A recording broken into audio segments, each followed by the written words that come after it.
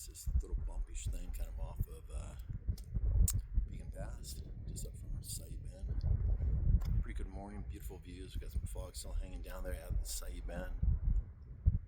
Going to the sun, looking great as always. Sunrise Point, of course, you can just see a little bit. Mount Sa'i right there, that 10,000 foot monster.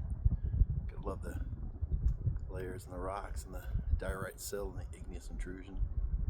It's always fun looking into the Mini Glacier Valley, which we cannot get into this summer. Or you can, but you have to kind of lie and cheat and do all kinds of bad things to do it. Just close.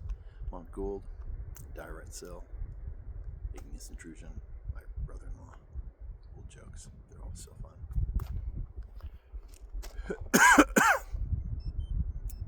It's kind of a nice, fun, mellow hike. Good morning, little clouds, good temps, light wind. All I can ask for.